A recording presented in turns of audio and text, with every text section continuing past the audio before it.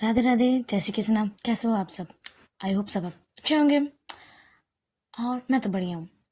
चलो story start करते हैं। स्टोरी का नाम है रिवेंज फॉर लव। स्टोरी की रिकैप ले लेते हैं। अवनी की कार की एक्सीडेंट हो जाती है। अवनी और इथेन को बहुत ज़्यादा चोट लगती है। तब एक लड़की आती है, इसके वो थोड़ी सी ब्लड को क्लीन करती है अवनी की, और जिसने उसे एक्सीडेंट करवाया था, मतलब मर्डर करने आया था, उसे भी थोड़ा उसको वो लड़की हॉस्पिटल लेके चली जाती है और अवनी को इथेन लेके चला जाता है। चलो अब स्टोरी स्टार्ट करते हैं। इथेन तो अवनी को घर लेके चले जाती है, उसे वहाँ थोड़ी सी बैंडेज वगैरह कर लेते हैं और अवनी भी इथेन के बैंडेज वगैरह कर देती है और इथेन को कहते भी है कि तू एक बार हॉस्पिटल पे देख के आ जा, और इथेन भी कहता है अवनी तू भी जा, बट इथेन तो मना कर देता है कि नहीं भाई, मैं अभी देख उछल रहा हूँ, कूद रहा हूँ, मैं मस्त हूँ, मुझे चोट लगी थी, मेरा ठीक हो गया, तुझे तो पता है मेरा चोट मोट तो लगता ही रहता है, मैं मस्त हूँ, तू एक बार हॉस्पिटल जाके कल चेकअप करके आना, ठीक है? देख तेरे सर पे बहुत ज़्यादा लगी है। अवनी भी बोलती है ठीक है, कल चल जाऊंगी एक बार, बस तू अब घर जा, मैं भी थोड़ी रेस्ट कर लूंगी।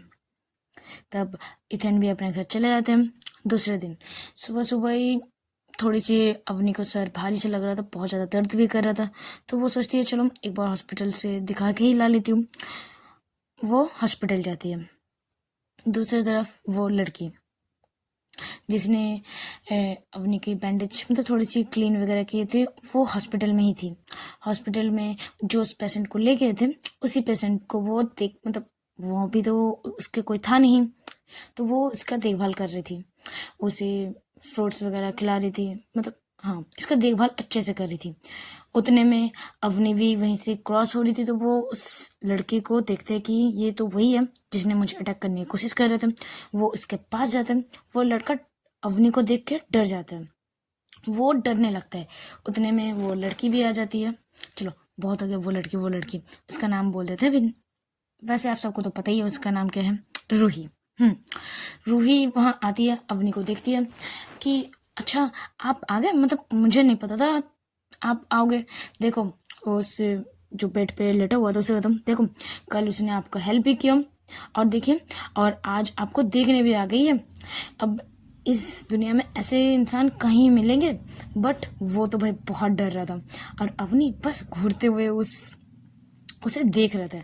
उतने में पीछे से डॉक्टर आते हैं और रूही को कहते हैं कि ये प्राइवेट हॉस्पिटल है, गवर्नमेंट हॉस्पिटल नहीं है, वहाँ फीस लगती है, और हर हर टाइम एक न एक पेशेंट को लाते रहोगे यार, पैसे देने पड़ते हैं, पैसे दो। वो रूही को चिल्ला रहे थे। रूही भी बोलते हैं हाँ हाँ दे रही हूँ, मैं कहीं भाग तो जा नहीं रही हूँ। और कितना चाहिए, कितना पैसा चाहिए? 10,000 20,000 कितना चाहिए बताओ अंकल जी, बताओ। डॉक्टर भी अंकल नहीं होते यार, वो यंग ही होते हैं, करीब उसके भी 30 एज होंगे। वो जब सुनते अंकल तो वो बोलते अंकल मैं। फिर रूही बोलते बताओ बताओ कितना पैसा चाहिए। साइड में अवनी स्माइल कर रही थी, और रूही की इस हरकतों को देखते हुए वो स्माइल कर रही थी। डॉक्टर फिर कहता है कि 50,000 चाहिए, क्योंकि ये पेशेंट नहीं और भी बहुत सारे पेशेंट अपने लाए हैं, तो और जिसके अभी न्यू पेशेंट लाए हो उसके ऑपरेशन के लिए 50-60 हज़ार रुपया चाहिए।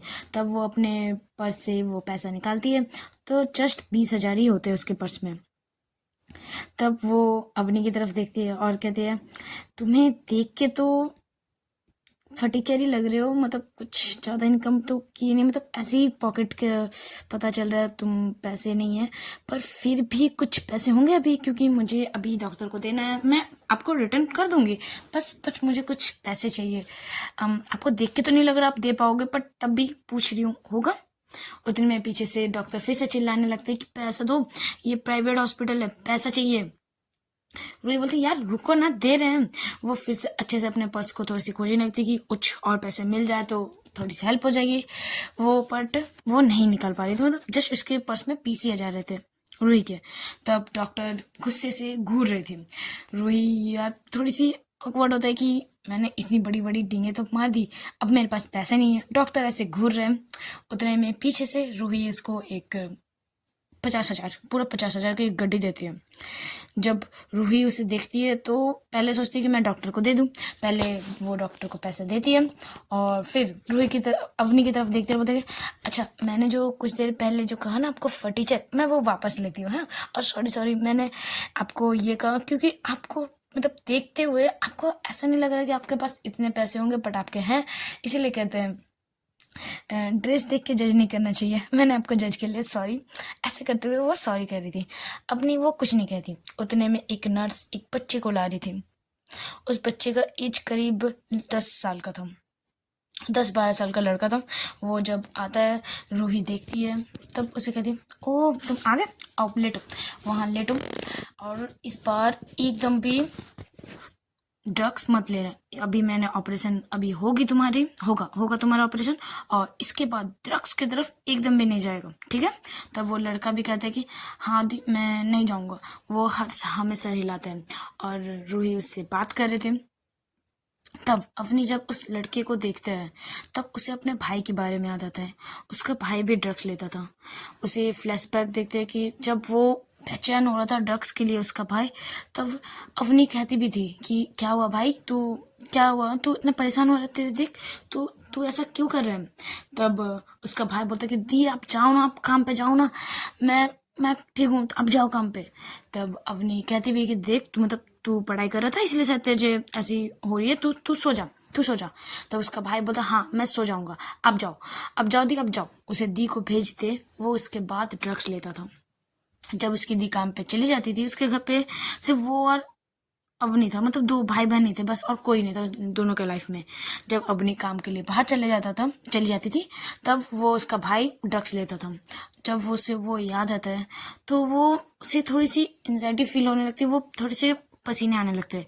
तो वो उसे देखते हुए वो हॉस्पिटल से बाहर चले जा रहा था।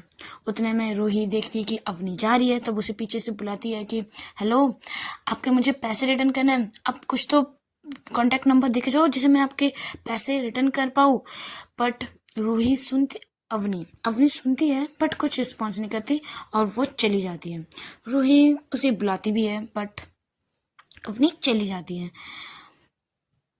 फिर जब वो हॉस्पिटल से निकलती है तो बस उसे वो लड़के में अपने भाई दिख रहा था उसे, और वो बेचैन हो रही थी। उसमें बार बार वो उसे भूलने की कोशिश कर रही थी, बट उसे वो अपने भाई का फेस याद आ रहा था उस लड़के में। वो गाड़ी लेती है अवनी, और वहां से हॉस्पिटल से निकल जाती है। दूसरी तरफ इथेन को पुलिस ने पकड़ लिया था, क्योंकि कार चला रहा था वही, तो एक्सीडेंट हुआ था तो कार तो था, तो पता चल जाएगा। तब इसीलिए इथेन को उस लेडी इंस्पेक्टर एंड उसका जूनियर ने उसे गिरफ्तार किया हुआ था एक सुनसान जगह पे, मैदान पे, सुनसान। उसे पुलिस स्टेशन नहीं लिया गया था क्योंकि कुछ ज़्यादा प्रूफ था नहीं, तो बस उसे मारपीट करने के लिए कि कुछ बताओ अवनी के बारे में तो उसे पता चले, इसीलिए उसे इथेन को ले लिया था गिरफ्त में, और उसे बहुत मार रहे थे। उसे वो जूनियर इथेन को बहुत मार रहा था, कह भी रहा था कि बताओ तेरे साथ कौन था, इस कार का एक्सीडेंट कैसे हुआ, तुम उसे दोनों को, मतलब जो इसका एक्सीडेंट हुआ था उस दिन कार के साथ उस लड़के का, बोले तुम दोनों ने ही इसका एक्सीडेंट करवाया ना, बड़ा मर्डर किया ना, बताओ। इथेन कहता भी है कि नहीं ये बस एक्सीडेंट था, हर टाइम हर दिन कितने एक्सीडेंट होता, ये भी जस्ट एक्सीडेंट नहीं था, इससे ज़्यादा कुछ नहीं था। बट वो सुनने वाले कहाँ ही होते हैं, पुलिस वाले बहुत मारते हैं इथेन को, बहुत मारते हैं बहुत। तब वो लेडी इंस्पेक्टर भी से आती है और पूछती है कि बता तेरे साथ अवनी भी थे ना, बता। बट इथेन कुछ नहीं कह रहा होता। जब लेडी इंस्पेक्टर इसके फेस में एक जोर से पंच मारती है, इथेन गिर जाता है। तब वो जूनियर इथेन को उठाने की कोशिश करता है कि ए उठ उठ उठ उठ उठ, बट वो कुछ रिस्पॉन्स नहीं कर रहा था। जैसे कोई बेहोश हो जाता कि मर जाता है, वैसे नहीं होता। इथेन वैसे गिर के पड़ गया था, वो उठ ही नहीं रहा था। उसे बहुत उठाने की कोशिश करता है, वो उठ ही नहीं था।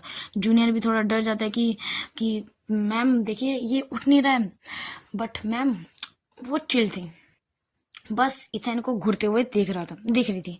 बट वो जूनियर थोड़ा सा डर गया था कि अभी हम ना केस कैसे, मतलब अभी तो हम लोग ने इसे पुलिस स्टेशन भी नहीं ले गए, अब ये ऐसा मर गया तो कुछ केस उल्टा हमारे पर ही केस हो जाएगा। तो वो डर रहा था, उठाने की कोशिश कर रहा था, बट इथेन भाई गिरे पड़ा हुआ था, वो उठ नहीं रहा था, जैसे मर गया वैसे। उतने में एक कार आता है, कार में अवनी थी। अवनी आती है और कहती है कि कुछ वारंट नहीं, कुछ क्लू नहीं मिला, कुछ प्रूफ नहीं मिला, कुछ है नहीं, तो मेरे फ्रेंड को गिरफ्तार मतलब ऐसे करने का क्या बनता है। तब वो लेडी इंस्पेक्टर कहती है लेने आए हो इसे, जाओ ले जाओ। तब अवनी आती है, पैर से पहले इथेन को किक करते, मतलब धीरे से टैप पैरों से कहते कि जिंदा है तो उठ जा। उतने में इथेन उठ के खड़ा हो जाता है और पुलिसों को बोलता है हाय मैं जिंदा हूँ। ऐसे बोलते हुए स्माइल करते हुए वो गाड़ी पे चला जाता है, बैठ जाता है। अपने कहते हैं कि ये एक नंबर का कमीना है, इसीलिए अभी तक जिंदा है, नहीं तो अभी तक तो बस टपक गया हो। तब अब वो लेडी इंस्पेक्टर कहते हैं कि तुझे अपने फ्रेंड्स पे मतलब फ्रेंड पे पूरा बहुत यकीन है ना, देखना ये फ्रेंड ही और ये तुम्हारे करीबी लोग ही एक दिन तुम्हें।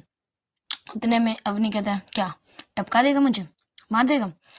अवनी हंसते हुए कहते हैं अब जो जो जैसे देखता है सीमा जी। हंसते हुए कहते कहावत है ना कि आंखों का इलाज हो सकता है बट देखने का नहीं। बस ये कहते हुए अवनी जाने लगती है। तब वो लेडी इंस्पेक्टर सीमा, चलो लेडी इंस्पेक्टर नहीं कहते सीमा, सीमा तब कहते हैं कि तुम्हें याद है ना 2 दिन पहले तुमने किसी को मर्डर किया था और इस बार प्रूफ भी छोड़ के गए थे।